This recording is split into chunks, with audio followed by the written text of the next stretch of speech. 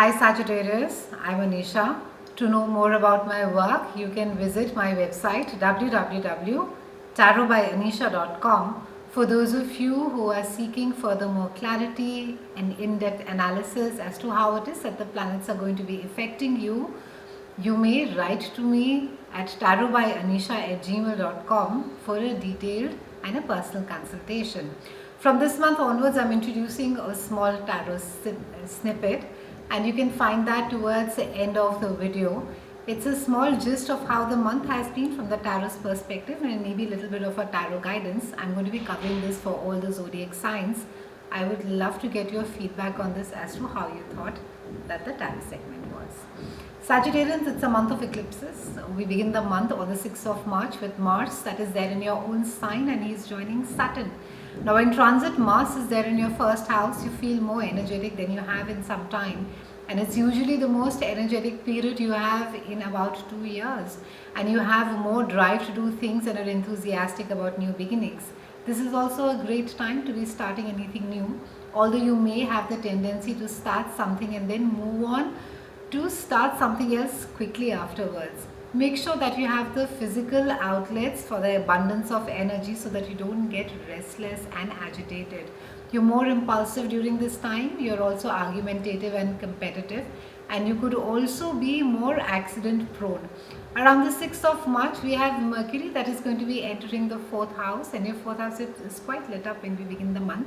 And this is a house of your home, it's a house of your mother, it's a house of Cancer. And during this time with Mercury coming over your Sagittarians, your mind is just going to be clouded with your emotions, and you're going to be making your decisions based on what you're feeling. Your mind isn't as quick as usual. You have an easier time communicating with your family or with those whom you consider as your family and are most comfortable with. You can come up with the best ideas when you are bouncing ideas off relatives, or even if when you are at home.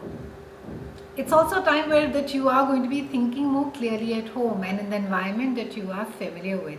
We have a new moon solar eclipse that is there on the 9th, and this again is aspecting your home, and this is also a house of your family. And a new moon or a solar eclipse over here, normally it speaks about you may be making improvements at home, or it can be as simple as maybe that you're buying something new and you are renovating your house, you're cleaning up the house. So it just speaks about anything, creating more space that can make you feel better. So cluttered home, cluttered life, and cluttered mind.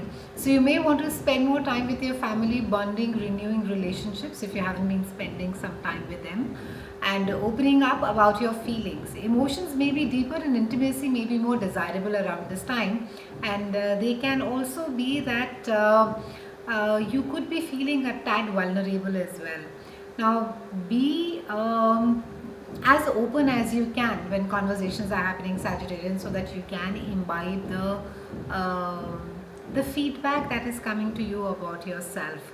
Around the 13th, we have Venus that is moving into your house of love, beauty, romance, and also sex. And Venus, of course, is going to be she rules this house, and so Venus is going to be coming and she could be bringing someone new in your life, and you really don't want to be quite boring around this time. So you're going to be feeling quite romantic, you're going to be in quite a playful way as well, and you're going to be I think you're going to be wanting some amount of drama in your love life, Sagittarians, and drama in the sense of how you see it in 70 screens, that you are either you're wooing in that way or you're being wooed that way. So you would really want the romance element enhanced and highlighted. Now attracting new lovers is going to be very easy for you around this time, around this transit, and you could be the one getting chased rather than doing the chasing, which seems to be a good thing. And dealing with your children can be quite easy around this time, and it can be as well as letting your inner child out as well. Around the 21st, Sun comes to your house, and Sun is again lighting up your house of love, and your focus is going to be on fun, and you don't really want to sit around and work or deal with serious issues or even engage in your favorite hobbies, but it's really a time wherein you want to, you're a little bit more daring and you want to explore, you want to be adventurous, and there's going to be a lot of enthusiasm about life. So maybe you could try some of the nice risky outdoor sports and see as to how it is that you take to it. And you would be also seeking some amount of attention during this time, Sagittarians, and it can be that you could be I think, behaving either quite dramatically or theatrically, just I think to get a little bit more attention. So try and ensure that you don't sort of just cross the line and end up scaring the other person. On the 22nd, we have Mercury that is moving again, and it's coming again into your house of love. So your house of love is beautifully lit up this month. And transit Mercury in your 5th house, so you're going to be feeling far more creative than usual. You can do excellent work on creative projects, but you may have a hard time focusing on real work and you would just want to play. And you're going to be in a more sociable and friendly and a mode, which just makes you really pleasing and fun to hang around with. And if you're single, you could meet someone through the either internet, a neighbor, a sibling, or maybe someone who's in your community and they could be younger than you or just have an extremely youthful personality. And it's a great time to be spending some time with your kids and to be understanding about their own thoughts and feelings. And you could pick up a new hobby, or you could set aside some time for maybe for yourself, which you haven't had in the longest of time. On 23rd, we have a full moon lunar eclipse happening in your 11th house. Eclipses last for 6 months, and now this particular house is there, choose your friends. So full moon or a lunar eclipse could bring an end to maybe something you're working on with a friend. It could be maybe an argument, or it could be even cutting off ties. And some of you could elevate the relationship you have with good friends, and you could be spending time with one another and enjoying each other's company. Try and go and hang around in small restaurants, have those wonderful conversations and laugh for hours. And material things may seem less important right now, with focus going towards your friendly relationships. If you just let go a little bit, Sagittarians, you may find things happening with a little effort around you. So let the surroundings energy take care of things for you, even if it is just for a few hours. And during this time, you could find that how your position is in the world, where it is and how it is that you fit in. And these are the things that you could be reflecting on. Someone may require your help, or you may be surrounded by many more people than you have been in quite some time. And you could second guess your dreams for the future, share them with others, or even dive deeper into it. The tarot card for you this month is about fertility, femininity, beauty, nature, and abundance.